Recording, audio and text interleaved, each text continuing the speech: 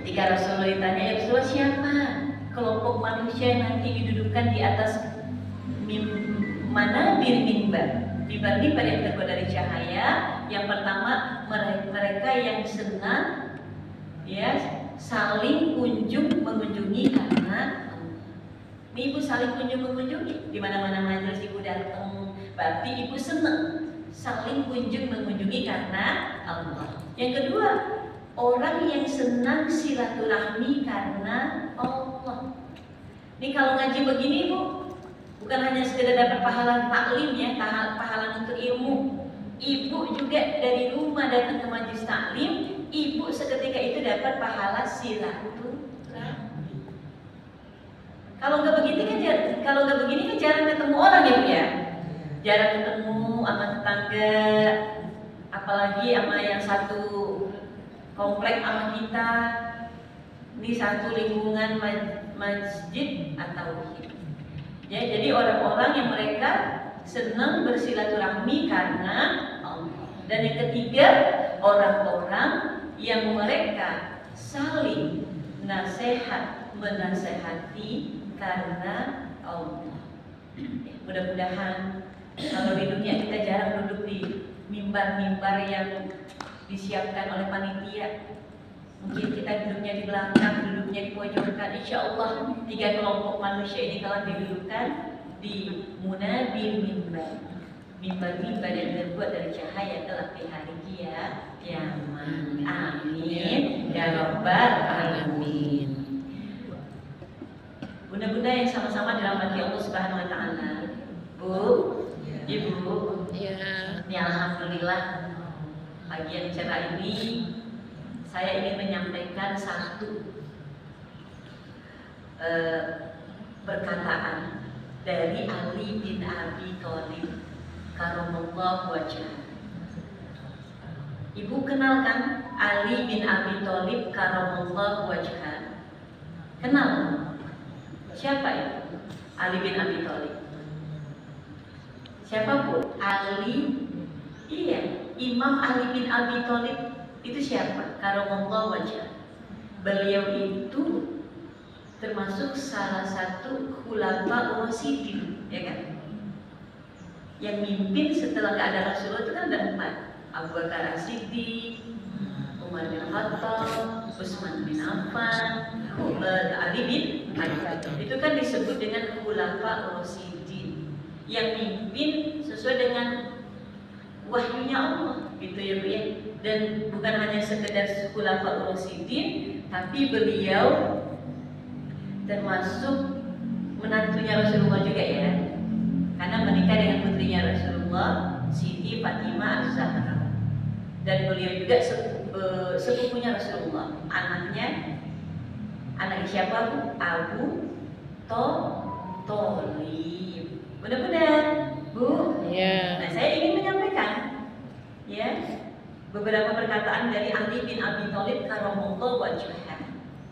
Kenapa beliau disebut dengan karamallahu wajhah? Dikasih gelar karamallahu wajhah, wajah yang sangat dimuliakan. Ya, Bu. Ya. Bunda. Ya. Udah pada sarapan? Belum. Masya Allah. Tadi izin sama suami sampai jam berapa ngajinya ini? Sampai jam 11 ya? Sampai jam 11 aja, berarti waktu kita tinggal lebih kurang 35 menit lagi. Jadi Ibu sering kan dengar Ali bin Abi Thalib karamallahu wajhah. Kenapa beliau dikasih gelar karamallahu wajhah? Ada yang tahu Bu? Ada yang tahu? Boleh pulang duluan. Tapi baru nyampe Mas udah pulang ya Bu ya. Masya Allah. Jadi karamallahu wajhah itu artinya wajah yang sangat dimuliakan. Yang memuliakan wajahnya siapa? Allah Subhanahu wa taala. Kenapa disebut karamallahu wajhah? Karena Ali bin Abi Thalib ya, seumur hidup beliau tidak pernah menyembah berhala. Walaupun beliau pernah hidup di masa-masa jahiliyah, tapi nggak pernah yang namanya beliau itu menyembah berhala. Ya Bu. Yang kedua, beliau itu Bu nggak pernah ngelihat kemaluan diri beliau sendiri. Tuh.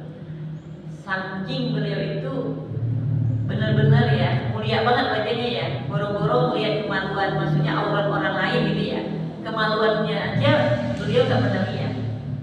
Kalau kita mah sering ya Bu ya, ini udah panjang apa belum kan gitu ya, maksudnya gitu ya Bu ya.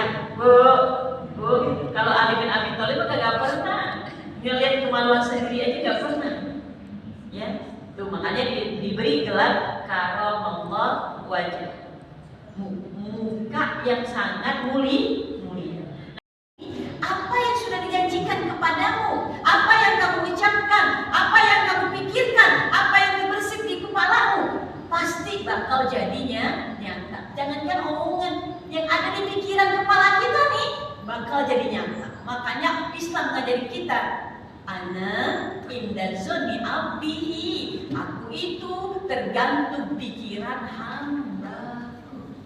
Makanya dibiasakan berpikiran baik, positif thinking, jauhi kalau punya pikiran yang buruk. Makanya kan diajarin kalau kita doa, kalau kita minta, Rabbana atina fid dunya hasanah fil akhirati hasanah wa qina azabannar. Ya Allah, berikanlah kami kebahagiaan hidup di dunia dan berikanlah kami kebahagiaan di akhirat.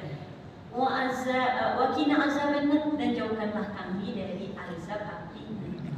Jadi kalau ada pikiran-pikiran buruk, ibu doanya apa? Jauhi ya Allah, jauhi ya Allah. Jauhi kesedihan, jauhi kemiskinan, jauhi kemarahan, jauhi bencana gitu. Jangan dipikirkan, karena sesuatu yang ada di pikiran kita, yang ada di hati kita, apalagi ucapan kita, bakal jadi nyata. Az-Zariyat 23. Demi Tuhan langit dan bumi, apa yang dijanjikan kepadamu, apa yang kamu ucapkan, itu bakal jadi nyata. Mulai hari ini jaga lisan, apalagi kalau ngomong sama anak, hati-hati omongan ibu jadi dosa. Ucapan ibu menentukan bagaimana takdir anak kita.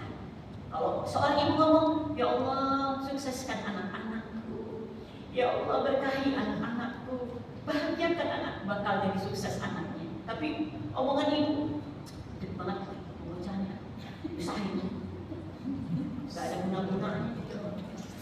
Seumur ibu tuh anak bakal ngeselin orang tua aja karena ucapan ibunya.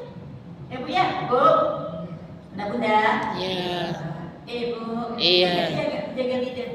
Jangan sekata-katanya kita, jangan semaunya kita ngomong. Kalau omongan yang baik kita boleh ngomong ya Bu ya. Tapi kalau omongannya nyakitin, kita kunci mulut kita. Emang sih bagi kita perempuan untuk disuruh puasa diam itu susah, karena perempuan emang kosakatanya banyak, ya kan? Kosakatanya banyak gak Bu? Banyak dibandingin laki-laki. Ibu ketemu gak surah Az-Zariyat 23? Udah ketemu belum? Az-Zariyat 23 ibu nyari apa? Ibu di HP nyari apa? Ibu lihat apa? Ibu nyari materi ini aja Bu, jangan lihat yang lain. Bunda-bunda, jadi dalam surah Az-Zariyat ayat 23 Allah SWT berfirman, tadi saya bacakan artinya, demi Tuhan langit dan bumi, sesungguhnya apa yang dijanjikan kepadamu itu pasti akan jadi nyata seperti halnya apa yang kamu ucapkan. Jadi ucapan itu bisa jadi kenyataan, apalagi ucapan kita sama anak itu bakal jadi nyata. Ini dulu ya Bu ya, ini ada, ini kisahnya ibu-ibu ya kan. Dia curhat, tadi Ustazah, anak saya itu ya udah punya posisi pekerjaan yang Masya Allah udah mapan, udah lulus S2, tapi sampai hari ini kok gak ada jodohnya ya. Padahal secara pekerjaan posisinya tuh udah ya mungkin manajer lah ya Bu ya, tapi kok belum ada jodohnya. Saya bilang gini Bu, coba Ibu ingat-ingat dulu Ibu biasanya kalau ngomong ke anak tuh yang sering Ibu ulang-ulang ke anak tuh apa? Dia sering ngomong gini dulu katanya. Saya sering ngomong gini aja sama anak saya, itu anak dari saya. Kebiasaan banget sih, kebiasaan katanya. Kalau bangun suka kesiangan, ntar jodoh. Ntar jodohnya jauh ya. Bangun siang dulu. Nah saya bilang dulu, cabut omongan Ibu hari ini apa Bu? Istighfar sama, mohon ampun sama Allah, cabut. Astagfirullah, saya cabut omongan saya. Bisa jadi omongan ibu itu nyampe karena itu jadi doa.